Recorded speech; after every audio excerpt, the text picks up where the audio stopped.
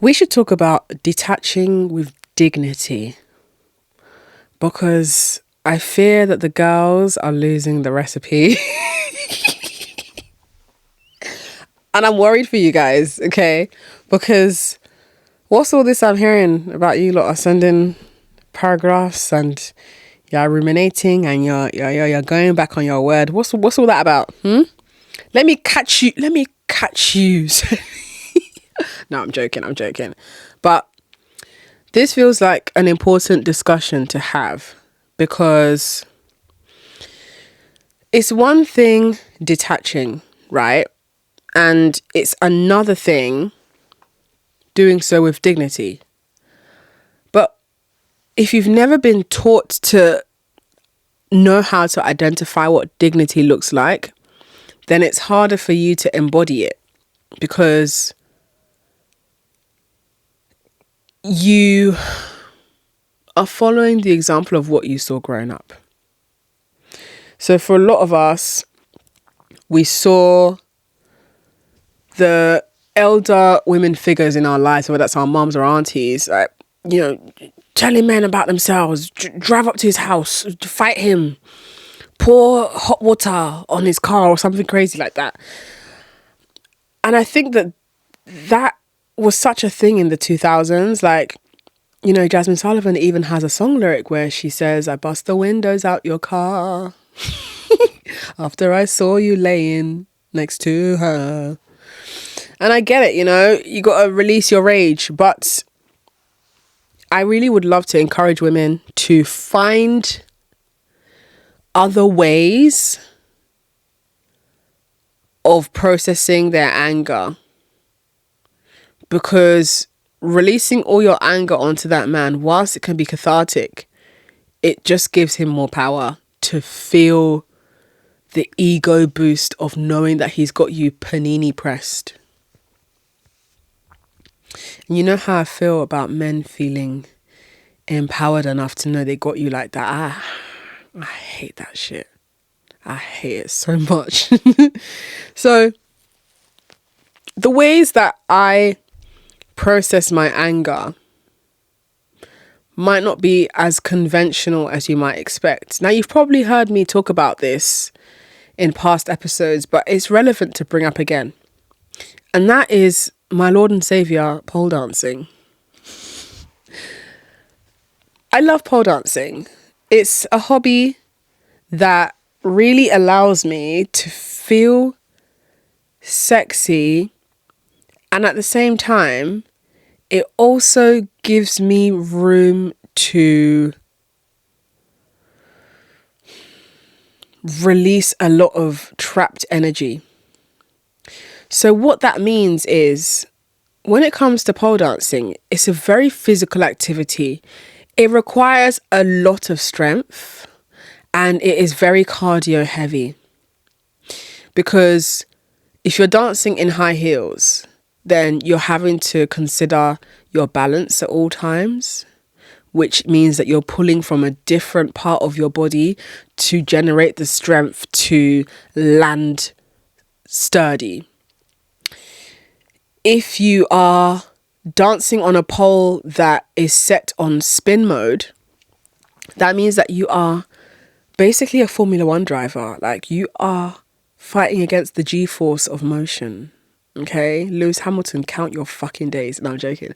What I mean by that is that when you're spinning on an apparatus that is using your weight and your momentum to maintain its spin, you have to counteract the force of that spin using the strength of your body to hold your position upright. So if you're holding a particular shape, it's sometimes harder to hold that shape when the pole is spinning from the momentum that you have generated, which takes a different kind of strength. Now, I could spend all day talking about the technicalities of pole dancing like a fucking scientist.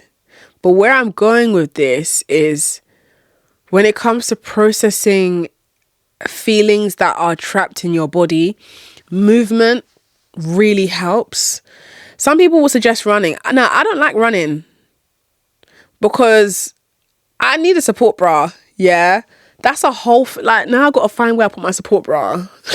I can't do a single jumping jack without going to A&E, okay?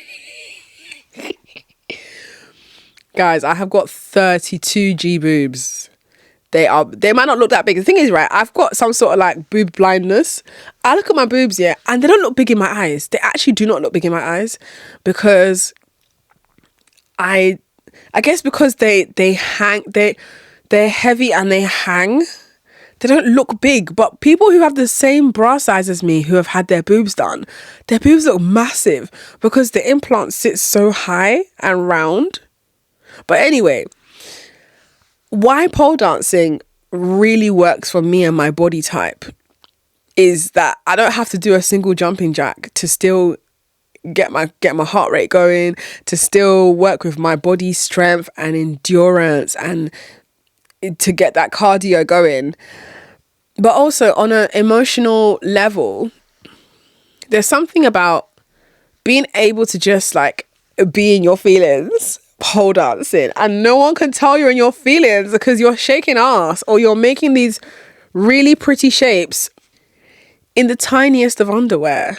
And I just love that. Like, but I won't spend too long talking about pole dancing because it's not for everyone. And whilst I could spend forever raving about what pole dancing has done for my life and for my mental health, why I used it as an example is you need to find other outlets. Because if you're so affected by men, it's harder to detach with dignity. Let's remove dignity from the conversation for a brief second.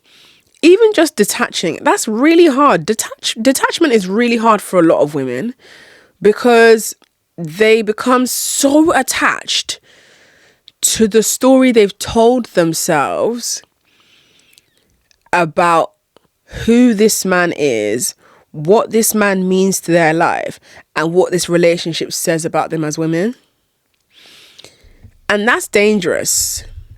I think that's really worrisome because when you are too attached to how a man treats you, you overread into his intentions. You become more affected when things are not really working out. And I've noticed as well that you tend to let things linger for longer than they should because you fear detachment. You've not detached enough in your life. And this is why I strongly suggest for women who date men to really look at their lives and identify where they have the most toxic attachment. Most times it's not even a man. Sometimes it might be your mother or a parental figure that raised you or some sort of like auntie that just low-key bullies you and uses her position as a senior person in your life to intimidate you. Basically, where I'm going with this is that if you've never walked away before from anyone who matters to you, but who has given you a reason to walk away from them, it's going to be really hard to walk away from men. And I'm saying this really carefully because I don't want to come across like that person who is just encouraging people to walk away from their loved ones, because it's not an easy decision to make. But I do think there's something there about the power that comes from having chosen yourself, despite that person making you feel like you have no future outside of them. I think what makes detachment hard for a lot of women is they fear what's on the other side, the fear of the unknown.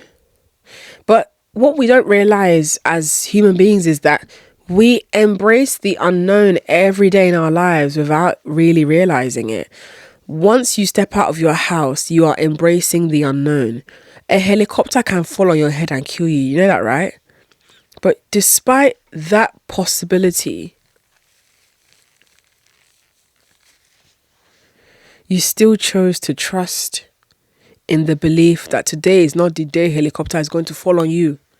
You're still going to trust in what life has to offer you. You're still going to leave the house despite what could be on the other side. That's trusting the unknown. You could buy a sandwich from your local supermarket and there could be hair in that sandwich, but you don't know there's going to be hair in that sandwich because you're just trusting in the unknown. You're trusting that things will work out for you. You're not buying that sandwich thinking, there could be a hair in this sandwich. Should I buy it? Should I not? You're just paying for the sandwich and you don't even think about it when you open a sandwich because you're of the assumption that there's no hair in the sandwich. You're good. You're good. That is embracing the unknown. But because it's a low risk situation, it's so much easier to embrace that version of the unknown. But when it comes to dealing with the unknown of detaching from men, that's where people start to sweat. That's where the girls start to panic because, and I get it, the girls start to panic because outside of a man loving me, who am I? What proof do I have that I'm lovable? And this is less about proving to other people that you're lovable, but it's also about proving to yourself that you're lovable. A lot of women fear that if they truly let themselves detach from a man, that's the best it's going to be and they're letting go of that. Most women are better off alone. I'm going to be so real with you. Most women thrive more in their personal and professional lives when a man is not in the picture. Yet they insist on holding on to men. But if you're someone who fears detachment, you fear the idea of detaching yourself from someone who you were once so attached to, here's a process that you could explore that will help you come to peace and come to terms with the reality that in this life, there's certain men you're going to have to just let go of. Detach in increments, detach in stages, detach on sight. Let me tell you what I do that keeps me so safe. And so far, I've not had any bad reports from doing this. When I'm talking to men on, whether it's online or they're flirting with me in person, I always lead subconsciously. This is a personal thought. This isn't a thought I share with these men. I always lead with the belief that at some point he's going to switch up on me. That switch up might not happen in our first month of talking. It might not even happen in our third month of talking. It might happen in the first year. Or that switch up might happen within the first week. Regardless of when it happens, I'm not concerned about when it happens. I'm focused on the fact that it's going to happen. And the switch up is not the grandiose, deep, dark betrayal kind of switch up. No, it's a switch up in the sense that there will be something rocky that we will have to navigate. And that rocky thing will change the way that I view him. And I can't interfere with that. I'm not going to insist on the belief that he's something he's not, just so that I can comfort myself with his companionship, despite him having shown me this is probably not somebody who deserves my closeness.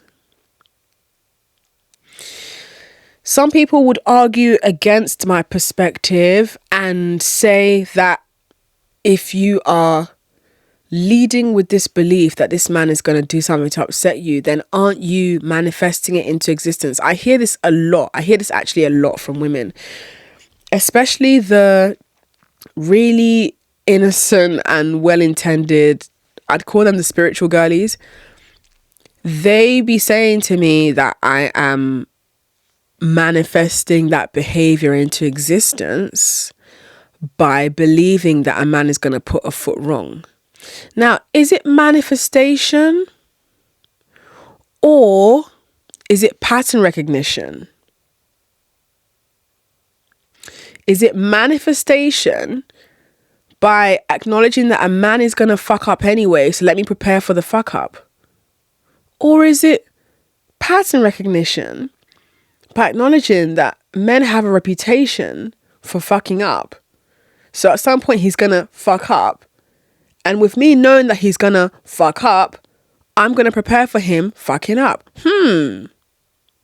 Because when the girlies tell me that I am willing this negative thing into existence by saying it's going to happen, I'm manifesting this negative thing into existence by saying it's going to happen and preparing for it. What they're unknowingly saying is that if this thing comes to pass, then it's my fault because I spoke it into existence. I spoke him lying about his job into existence. I spoke him secretly being a sex addict into existence. I spoke him being a misogynist in a rolled up beanie hat into existence. When actually, that was who he was, but he was hiding it because he knows that in order to access the flaps of my labia, he needs to present a version of himself that's complete opposite to who he truly is at his comforted core. So that's what I find annoying about talking to women who are like the spiritual manifestation girlies. As a manifestation girly myself, I don't dabble in that stupid behavior. Let me tell you why, yeah, because when you believe that you are the reason something happened because you manifested it, it's tricky when it comes to men's behavior though, because then that just means then that if you believe that men are approaching you because they want to sleep with you, and then lo and behold, surprise, surprise, shock, horror, they approach you with the intention to sleep with you, that was all your fault, girly. That was all your fault because you manifested it. You should have been positive. Because what I hear from the girls when I ask them, okay, so if you're saying that I'm manifesting a badly behaved man by knowing that men are badly behaved and anticipating bad behavior and therefore preparing for the bad behavior by knowing what the punishment is going to be and knowing how I'm going to navigate this potentially badly behaved man. If you're saying that I'm manifesting that by thinking about it, what do you say I do? They then say that I should be positive, give people the benefit of doubt and let things unravel as they are. And that's why you lot be ending up in these fucked up situations. This is exactly what the problem is. And this is why I don't take advice from women. I only take advice from the lawless, ungovernable, wicked, mean women who have the results that I intend to have. So those women are divorced women and the women who just spend men's money and don't marry them. Those are the only women that I actually listen to for advice. I don't even go to them for advice. What I do is I like to pay attention to how they play their cards and what results they get. I really like to observe and absorb when I'm around these kind of women. I don't listen to women who are in marriages because 9 times out of 10, married women or women who are partnered with men who they have had children with, they are sitting on a lot that they don't want to say because they can't even say it to that man. How many offenses are they going to bring up before you just brush it under the carpet? Because it's more of a chore to divorce than it is to just take it on the chin, I guess. I guess it wasn't that bad. A lot of married women, hey, it's because they're not telling you what's happening. A lot of married women are just sitting on their own voices. They're not speaking up about what they actually want from their male partners because they know they're not going to get those needs met and they can't be asked to instigate divorce because I guess it's not that bad. It's bad enough for you to be upset, but not bad enough for you to divorce. I don't want to be in that situation. If there ain't no money involved, if there ain't no severe financial benefits involved for me, I'm not dealing with that because that's what's going to happen when you're with a man. Especially once you marry him or have a kid with him, you're going to start compromising on your own voice. Because once a man knows that he's married you or you've had his kid, the likelihood of you going anywhere is significantly decreased. So he gets way more comfortable. So that's why I don't listen to married women. I listen to the lawless, ungovernable, wicked, mean-spirited bitches who be collecting men's money and having a good time flying around the world doing what they fucking want and building businesses with these men's money. Those are the women I listen to. Because they know detachment all too well. Detachment will save your life when it comes to dating men. If you're a woman who knows how to detach, men are scared of you. That's why men can't stand me, because I know how to behave like a man. I've even mastered narcissism down to a very cute T. I know how to embody narcissistic traits without actually becoming a narcissist. Because men are the biggest narcissists you'll meet. So the key narcissistic traits that you see from men is when you accuse them of something that they've actually done, they will deflect. They will accuse you of something in that moment as a way to distract. They will redirect all the attention back onto you by letting you know how much that you have hurt their feelings by even accusing them of such.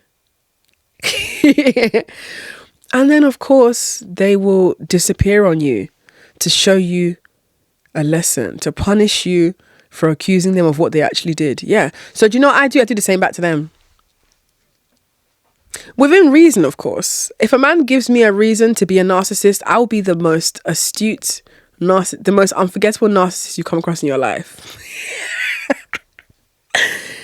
I know how to embody toxicity to teach men a lesson. Absolutely. Absolutely. I do not lead with love and light. I lead with chaos and selfishness. Yes. Because you know what happens when you lead with love and light when you're dealing with men? They think you're a mumu. You know that, right? They think you're a stupid fool. They're like, look at these idiots.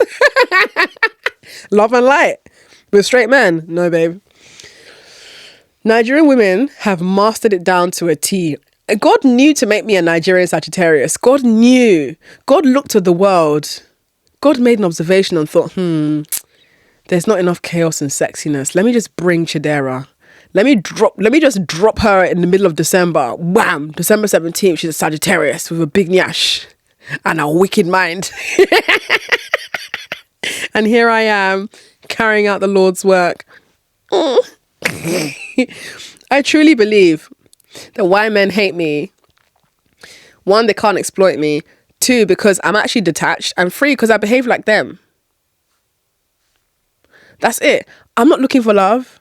I'm not someone that's quick to attach to a man. In fact, when I find myself liking a man, that's when I become more suspicious of him. Because I'm like, there's probably something he's hiding. Now, I'm not going to allow that suspicion to interfere with my connection with him and make me start being rude to him out of nowhere. Because if he hasn't done anything that warrants me changing my behavior, I will proceed as normal, but with a little caution. I'll just be in a very innocent stealth mode. Watching, observing, taking notes. And he will not know. Because I don't announce my next move to men. I don't think you should do that. I have enough dignity to know when to call it a night. Yeah? Because sometimes, you think that a man is going to just tell you, I don't want to talk to you anymore. We are done with things. Let's be going our separate ways. Let's be the way we are, acquaintance. You think they're going to do that? They're not going to do that. They're not going to come and announce to you that it's done. They will string you along and sleep with you until they find your replacement. You know how you know a man has found your replacement? Chai. It's when he suddenly has less time to see you. He's suddenly speaking to you less. He's suddenly less invested in how you feel. Because he's talking to your replacement. It's another girl. I don't be wasting too much time sitting there. Why has his behavior suddenly changed? Has he got a tummy ache? Has he got hay fever? Did he wake up on the wrong side of the bed? It's none of the above. It's another girl. Just assume it's another girl. I don't know why straight women are so scared to assume the worst. You know how they say men should start in jail and work their way out? Yeah, that applies to dating them. It doesn't have to be physical jail, but it should be that you treat them with suspicion until they're giving you reason to relax your shoulders. So I treat men like they are dangerous, lying scoundrels, in the sense that when I'm engaging with them, it's always with not a pinch of salt, but a fucking heap of salt and some seasoning, bro. I'm not about to believe a man's words because he might have his phone in one hand and his dick in another hand. Like, these are horny, insufferable losers who thrive on women giving them attention. So when you keep that in mind about men, it's not hard to detach from them because they're sex addicts. They're not approaching you because you're some special, amazing, one-of-a-kind, sweet personality with a great eye for fashion and they love your Pinterest board. It's a man. yeah, there's a percentage of their attraction to you that comes from your personality and how cool you are, but they want to press your breast. So when you know that a man wants to use you, yeah, you're not going to be as keen to attach yourself to them because you've seen this pattern play out several times. Trust the patterns. Stop hoping and praying that this one will be different. It's a different outfit and a different shade and a different height of the same human problem, girl. It's a man. One day you will come back to this podcast and you're going to be like, Chidera was right. And I hope that when that day happens, you haven't encountered too much damage. Because a lot of straight women are in serious denial. You guys are hopeful for all the wrong reasons. You be hopeful that men are gonna see you for the full spectrum of an amazing beam of light that you are, and that they're gonna magically love you and be loyal and be handsome and be generous. Babe, it's a man. Because what's interesting is when I tell women that you're probably never going to find the man that does everything for you, they look at me like I've told them that God doesn't exist. Like, they look at me like I'm an enemy of their progress. Because how dare I burst their bubble? You have built a sandcastle 5 centimeters away from the shore. The water is coming to wash that sandcastle away, babe. It's not a real castle. You really think that a man is going to be good looking and charming and loyal to you? You're better off just finding something safe to go and do, girl, because it doesn't matter how good looking you are. It's not about how good looking you are. It's not about your sweet personality. It's not about your quirky sense of style. It's about men having an insatiable desire for validation and an ego stroking and some wet, warm, grippy, tight pussy. That's what this is about. They don't care about you. So if you keep all that in mind, you can date in a very detached way, because detached does not mean devoid of excitement. Detached does not mean devoid of connection. It simply means you're not attached to some fantasy outcome that hasn't proven itself to be on its way to existing. Because what I worry for the girls about, especially my neurodivergent girlies, rumination.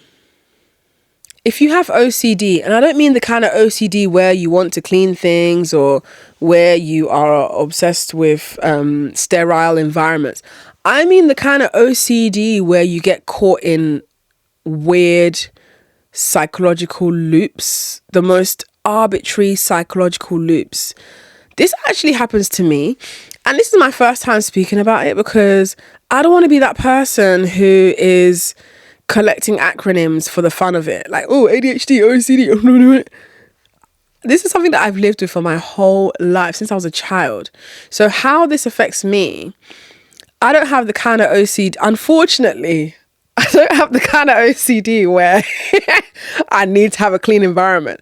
My OCD is more along the lines of I get in these weird loops of counting things. So I have to force myself to stop counting by deliberately calling a wrong number. It's actually really annoying, and it feels like it's basically a brain tick. So what this brain tick is, for example, is let's say I am stirring a bowl because I'm making a cake. So I'm stirring my cake mix together. Sometimes out of nowhere, my brain will decide to count how many stirs I've done. And it sounds quirky and funny. It's actually really debilitating and upsetting because it means that now there is something happening that's out of my control, because the counting, it's like I'm counting it. I'm like 1, 2, 3, 4, 5, 6. And I don't like the fact that I'm counting. I want to think about something else. But it's like when I try and think about something else, the counting is still happening in the background. So what I do is, let's say I get to like the 8th stir, I deliberately start saying random numbers like 12, 15, 12, 12, 12, 12, 12, to break out of the loop of counting. Most times that works. And then when I get free from that brain tick of counting how many times I've done the repetitive thing, I feel this sense of release. Like I feel like my brain is mine to control again. Like I feel like I finally have control over my brain again. And that's a form of OCD. It's not the common OCD we hear about where people have to like keep on washing things 15 times. Mine is, I get brain ticks where I have to count things, and I really hate it. I really, really hate it. It's not a nice feeling at all because it makes me feel like I'm not in control. And I guess the thing about OCD is that it is all about control. It's all to do with some sort of trauma where you need to use control as a mechanism to feel safe. And so linking this to how neurodivergent women are affected by over-attachment is, if you have the kind of OCD where you're prone to thought loops like the one I just described, this can also happen when you're dating men, where your brain can form a bias and a favoritism towards that guy. Even though he was only in your life for like 2 weeks, he can become a thought loop, like a rumination loop that you have. He can become the subject of your rumination loop, where you keep on having these recurring thoughts about him, even though you genuinely don't even feel that way about him anymore, but just out of this weird psychological habit, he becomes the subject of a rumination. And if that's something that happens to you, and if it's something that you're prone to, you have to really, really be honest with yourself about that. And that needs to be something that you consider when you're forming closeness and attachments to men. Because this next man you're about to attach yourself to could become the subject of your next rumination loop. And rumination loops are not healthy at all, because it can form the wrong pathway in your brain where because you've been thinking about this person a lot and your brain associates this person with good feelings, hence the addiction to the rumination loop, that person might end up getting preferential treatment from you because you have created this semi-permanent place in your brain for them where your brain ticks have formed a favoritism towards this person.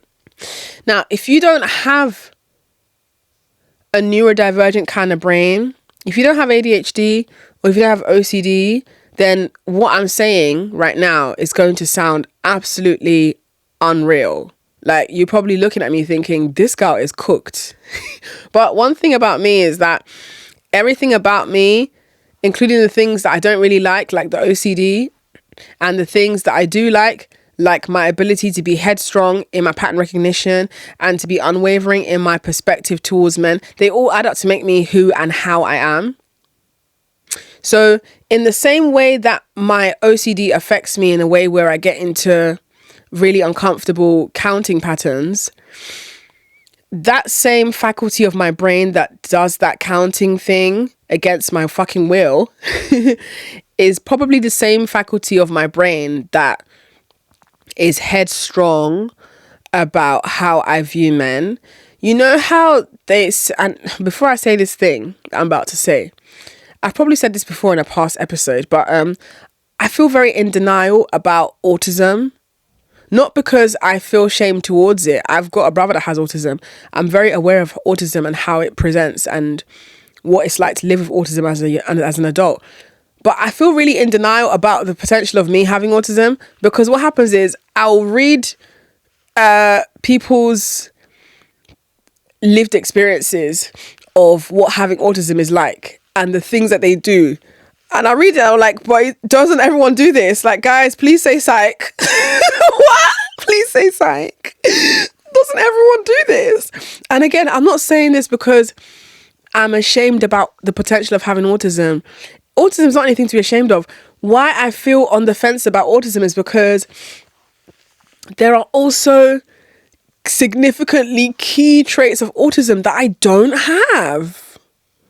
So then I'm like, am I just a weirdo? No, there's definitely something that I have. But why I'm bringing this up is because when you're autistic, you're a lot more rejection sensitive, and you need to learn how to work with that, because that won't go away. Because if you're rejection sensitive, you're going to find it really, really hard detaching from men. You're going to find it hard because you're going to feel super empathetic of how they feel about you rejecting them. You don't have time for all of that, because do you think men feel super empathetic about using you for sex and then ghosting you? Do you think they're like, oh, she's such a nice girl, such a nice, pleasant girl, I wouldn't want to hurt her feelings by using her for sex and ghosting her, so I'm going to stick around. I'm going to stick around. Even though there's so many other girls I want to talk to, I'm not going to talk to any of those girls. I'm going to stick around and be the nice guy she deserves. You think that's going to happen? Okay, you're having a fucking laugh, mate. You're having a laugh. So, as someone that's definitely neurodivergent, one of my key traits, and this is why I brought up autism, one of my key traits is that I'm extremely, extremely headstrong about opinions of mine pertaining to justice. This is a big thing amongst the autistics. Justice. Now, where my justice falls is in how women are treated. Thank God that's where my hyperfixation is. Because initially, my special interest and hyperfixation was astrology. And that got me to where it needed to get me. And now I've got a really well-balanced relationship with astrology. Because there was a time when in the pandemic, all I was watching was astrology videos. All I was reading about was astrology. All I would listen to. Like, I was loving it. I loved it. It was really, really fruitful for me. But now my hyperfixation is women getting their things back from these men. Yeah. And I'm glad I got that hyperfixation. It's a good thing I got a podcast for it. Because I'm a hyperfix all day, baby. But jokes aside, it's not necessarily a hyperfixation. I would say that it's more of how my neurodivergence shows up, in the sense that I'm a strong justice seeker, and it doesn't help that I'm a Libra rising. Doesn't help at all, because Libra as a sign is all about justice. Yeah. And I think for me as well, being neurodivergent and having very, very, very stubborn ideals, it means that nobody can argue me out of how I think. Me and my therapist used to get into it. Like, it wasn't a fight, but like, I used to say to my therapist, because I was with my therapist for 6 years, and she's like, every time I talk about my therapist, I get so emotional because I really miss her a lot. But with therapy, it has to come to an end at some point. And the hardest thing is that you can't talk to them afterwards. It's just done. 6 years, I can't speak to you again. Anyway, me and my therapist used to get into it when I would talk about my dating outlook. I used to not like talking about dating men with my therapist, because I'm going to be so real, yeah? And before I say this is not even a criticism about my therapist. This is more about modern therapy and the landscape we are in regards to feminism and sociology and human behavior.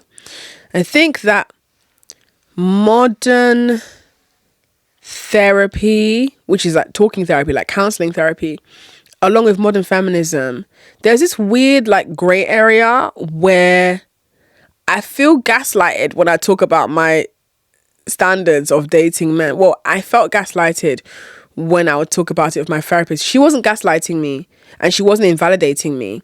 It's just that her perspective was different, and it would almost always lead to this conversation where my expectations of men were being psychoanalyzed, in this sense of like, I need to work towards being more relaxed and trusting and let love happen. I'm not doing that. Have you guys seen what men are capable of? Men are not good people. I'm sorry, but listen, shout out to my therapist. Love you loads. This is not even about my therapist. This is about the world we're in, where whether it's therapy, whether it's other podcasts, whether it's meeting women out in the world, whether it's dating shows, all roads are leading to just follow love, just fall in love. Don't ask for too much. Just follow the vibes. I'm not following no vibes. I'm not. My pattern recognition is too strong. Okay. I'm way too neurodivergent for this.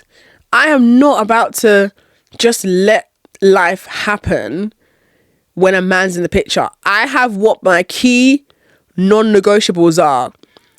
And if you're not meeting that, you need to go and meet the door. Okay? I'm not in this for some one day you're gonna find the one. Maybe I'm not gonna find the one, and I've made my peace with that. Because as a neurodivergent person, I already have my little routine that I already like. I already have my little things that I do that makes me feel very fulfilled in my life. Like, I know that when I go home, I got stuff I want to watch on my TV. Okay, like, I got my whole dominatrix life to run. I got bare things to do, bro. I got to do my burlesque. I got things to rhinestone. I need to tidy my flat. I got things to do. I got family to go spend time with. I've got things to do. So I don't feel this sense of like I'm missing out on life by not giving men a chance. No. In fact, you're missing out on life by giving men a chance. Yeah, because men will suck the life out of you. And before you realize that you're a carcass, a dried raisin, 5 years, gone like that. Gone. Where did they go? I don't know, but that man took it and I want it back. You cannot get it back. You can spend money and lose money. Yeah? You can wear clothes, loan those clothes out and not get those clothes back. And it is what it is. But your time is your most valuable asset in this life. Once you have spent it, you're not getting it back. Oh, so spend it wisely. And I would rather lead with the vigilance I have than to completely relax into the unknown. I'm not relaxing into no unknown. Not when a man's in the picture. Because I know what happens when you do that. I've seen women lose their lives from trusting in the vibes, trusting the unknown. You know, they're now killing women in broad daylight, right? I'm seeing countless stories appearing online now of women being killed from going on dates with men that they met on dating apps. And my thing is, yeah, I don't even think dating apps are the issue. It's men. Whether it's dating app, whether it's not dating app, it's men and their attitudes towards women and their entitlement and the way that they see us. No matter how evolved our feminism is, no matter how empowered we are as individuals, men are still going to see us in the way that they choose to see us. We can't do anything about how they see us. All we can do is pick the men who treat us the best. So, funny enough, ironically, I do agree when men say pick better men. I do, yeah. But what's ironic about that is when you pick better men, that usually means picking men that's not the men who are telling you to pick better men. And then they get upset, which is why I think men are disgusting people. And I don't understand why everyone is so willing to give men the benefit of doubt. We all need to have more dignity as women. We should be way more dignified in how we carry ourselves. And that doesn't necessarily mean thinking you're better than people. It means thinking you're better than men. I think I'm better than men. I really am. Because if I was to just flash a tit, do you know what's going to happen? You know what's going to happen. If you're walking out in public right now, granted there's no children around, of course, and you flash a tit, do you know what's going to happen with the men? They're going to get hard-ons and they're going to approach you like fruit flies, trying to look at your breast up close and hopefully touch it. Now, if a man flashes his pathetic, flaccid penis, are you going to see women flocking to him, or are you going to see women running for their lives? Exactly. So, off the back of that, there's a clear difference here in who wants what from who. There's a clear difference here in who needs what from who. Men need women. Women don't need men. And I hate when men come with that musty argument of, but women can't reproduce without men. Bold of you to assume that we want to. We don't actually have to continue the human race. You know, there's no obligation that is bestowed upon you the moment that you're born. There's no angel that descends from the sky holding a scroll saying you are hereby being presented with your lifelong purpose of reproduction. If you do not follow this lifelong purpose, you will be banished from the earth and sent to eternal hellfire. Anyway, have a nice life. Bye. Where do you see that happen? Exactly, because it doesn't happen. But what I'm saying is that you don't own any body reproduction. Don't worry about the earth repopulating itself. The earth will be fine. There's a lot of, do you know what 7 billion, 8 billion human beings is? There's a lot of them. So if you choose not to have a kid, I promise the human race is not going to notice. Yeah. You're not going to single-handedly continue the human race. I think everyone needs to fucking calm down with this stupid whole thing of we need to continue the human race. Who said we need to? Why do we need to? What's going to happen if we don't? It's not like the earth needs us. I would argue that the earth is better without human beings in it, actually, if we're going to go there.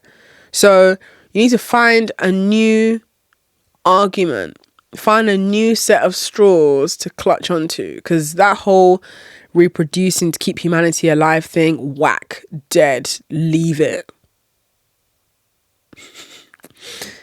Anyway, before I wrap this episode, I want to remind you that I've got a Patreon. Yes. Are you aware of Patreon? Do you know what Patreon is? So if you don't know, Patreon is essentially a really cool system where people like yourself who love my podcast can subscribe to a membership where you can access bonus exclusive content that is behind a paywall. You're not going to see that content anywhere else. So over at patreon.com/theslumflower, you get to access what you're not going to see anywhere else. That's right. You get to enjoy bonus podcast episodes. You get to enjoy this thing I've got going on, which is like that friend who sends you 15-minute voice notes. Yeah.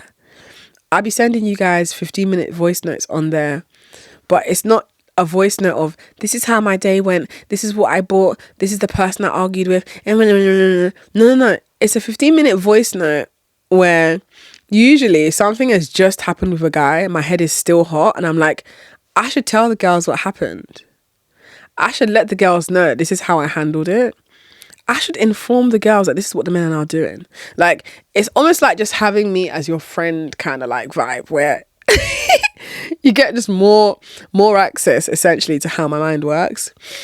There is also a 65-page guide on whether you should keep or leave that guy.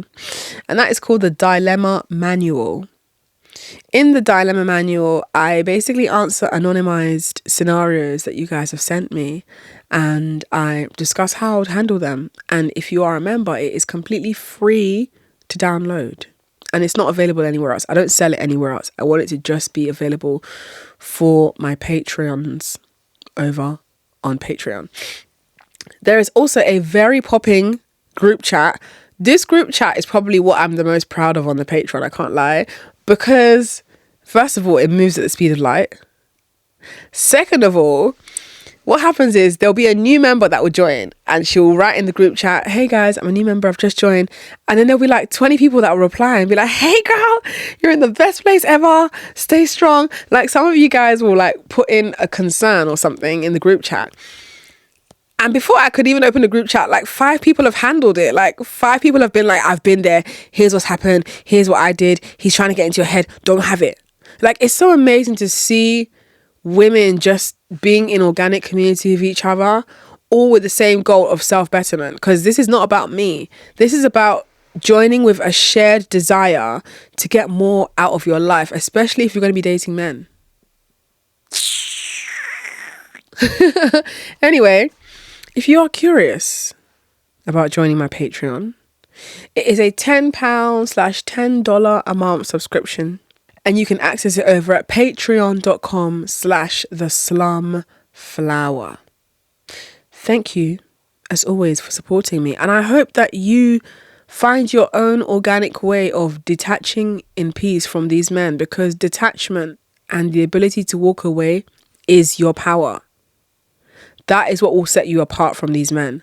Not the arguments, not the sharp-mouthed insults, not the ultimatums. It's your ability to walk away, because men can tell when you're walking away for real, and when you're walking away to call their bluff. So consider that, because as someone who is very skilled in standing on business, I can tell you that once I switch up my entire energy and I just detach and withdraw, I see the fear in men's eyes. I see them suddenly scrambling, and it might not be an immediate scramble, but they will slowly hoover. They will slowly work their way back in, because now they've seen that I don't need them. And unfortunately with men, they find you more attractive when they have concrete proof that you don't need them. And if you're a lover girl, you're in danger. You're in danger, because lover girls are the ones who get used the most by men. And when people hear me talking about this, instead of to direct their anger towards men, they be directing their anger towards me for knocking down their sandcastle of dreams that they've built. But isn't it better that a woman in the community knocks down that sandcastle with caution and kindness than for a man to just trample all over your sandcastle and ruin your fucking life in the process? Which one would you rather? Because that's what I believe my job here is. My job here is to show you that your sandcastle is made of sand. That dream that you've built is made of sand. It's not, men are not real people. Men are holograms of violence. Men are stewards of patriarchy. And whilst you are going to argue that it's not all men, it's enough men for it to might as well be all of them. Right? By the time you find out which men it might be or might not be, so you might have died. You might have, because men are not going to lead with telling you they're a predator. They're going to entice you by being kind. And then when they notice that you're comfortable, that's when they switch up on you. So you always need to be 1 foot in and 1 foot out. That's the only thing that's going to allow you to detach with dignity. Because when you're 1 foot in, the foot that's in is the foot that is leading with informed curiosity, right? The foot that's in is the part of you that has, to your best judgment, you've assessed this man. Okay, he's cool to be around. He's kind. He's generous. He's a gentleman. He's funny. You enjoy spending time with him. It's clear that he enjoys spending time with you. Things are going well so far. That's the foot that's in. Now, 1 foot in, 1 foot out. The foot that's out is you acknowledging the reality of men for what they are as people. No matter how well things are going, this man could switch up on you. And that has nothing, it has little to nothing to do with how you carry yourself. You could be doing everything by the book of bad bitchery. You could be as detached and level-headed and intentional and sure of how you carry yourself as possible, and things are going well, and he can still switch up on you. So when you have 1 foot in, 1 foot out, the foot that's out is the foot that's ready to leave, despite how well it was going. Because what happens is when you're both feet in, you've even slammed the door behind you. But when you're 1 foot in, 1 foot out, the foot that's out is what's holding that door open. So that when shit hits the fan, you just carry your bag like Viola Davis and be going. Just be going. No theatrics, no drama. You was going to leave anyway. And therapists might argue that that is not a healthy way to navigate going into relationships, because being 1 foot in and 1 foot out shows that you already are not very trusting. Yes, I am not trusting of men. Have you guys seen what men are doing to women? Sorry, I feel like I'm living in a different planet where I'm the only one that's seeing the propensity of male violence against women. I don't have this perspective because I'm petty and because I just want to be difficult on purpose. I have this perspective because men are killing women. And even if they don't kill you, they will kill your dreams. They will kill your self-esteem. They will kill your confidence. You are nothing without your personal sense of confidence. You are nothing without your personal sense of self-esteem. When you have a personal sense of confidence and self-esteem, that is what governs how you move through the world. That is the foundation upon which you build your life. And men will take that from you if they can. So this isn't about me being petty and being flippant and just saying controversial things for the sake of it. This is about understanding that we need to save our lives as women. And if we're going to dabble in dancing with the beast, let it be an informed dance. Let it be a vigilant dance. Let it be a dance that you know why you're dancing. Let it be your 1 foot in the dancery and your 1 foot out of the dancery, girl. Because this is about preserving your well-being and your life. And this is also about protecting your future and ensuring that if a man's going to be in the picture, then your future is even better than it could have been had you sat there and ate your food and remained single. It's the least a man can do. So all roads lead back to healthy detachment. We are not taught this. Nobody teaches women the importance of detachment. Nobody teaches women to understand the importance of seeing ourselves as more important than men. All we're being taught is to hope and remain optimistic that one day we'll find the one. That's some bullshit. Men are liars. A man is never with a woman without there being a selfish benefit for him. Even if he is a sweet gentleman, there is still something that he's selfishly benefiting from. And I don't have any issue with him having a selfish benefit in being with me, as long as I'm getting my selfish benefit too. Yeah? Because there's nothing you can do to change the nature of how a man is. And there's no amount of feminism that's going to make men be normal. Just accept it now. Men are not going to change. It's not going to get any better. All they're going to learn how to do is parrot liberal sentiments and mirror feminist ideologies. But they're not going to fundamentally change. They are still going to be misogynistic.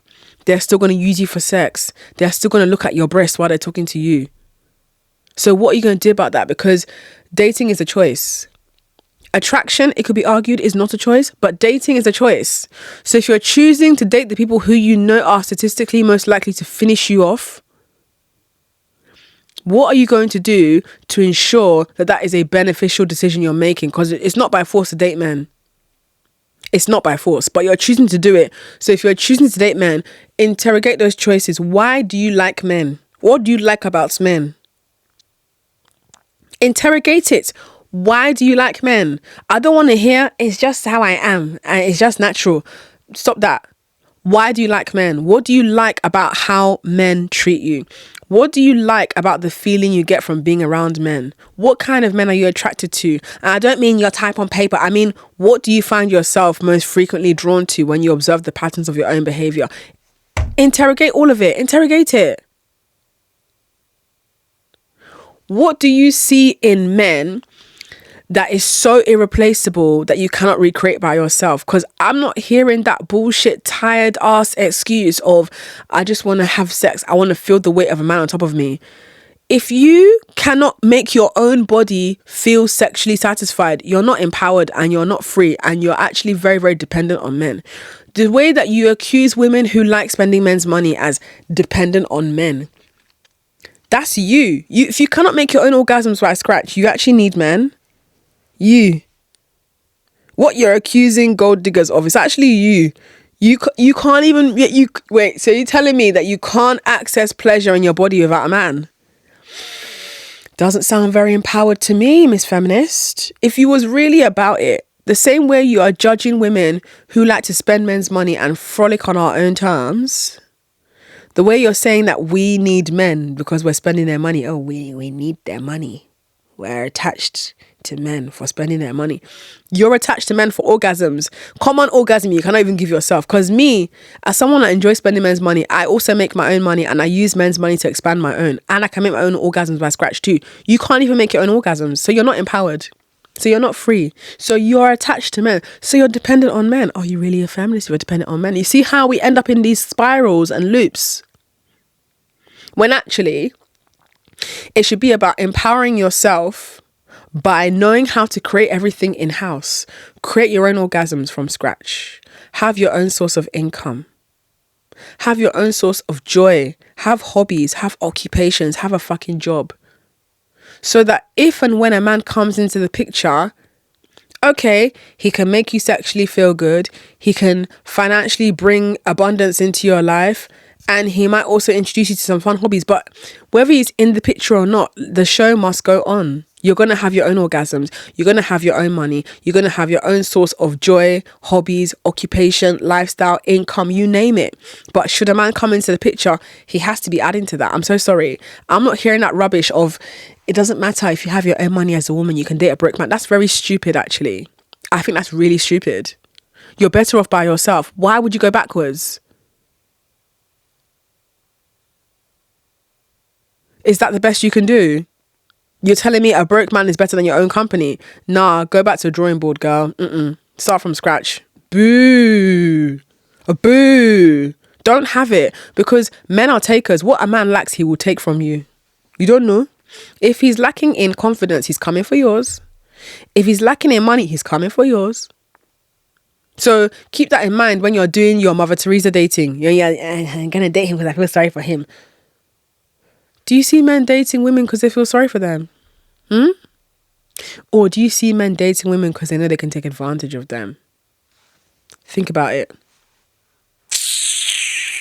Anyway, I hope you enjoyed that episode. I really enjoyed that, actually. Yeah, I did. And I hope that you get something out of it. I hope that you feel encouraged to develop your own tools of detachment. And I hope you recognize that you have the power. And you always will have the power. Anyway, take care. And as always, I'll catch you in the next episode.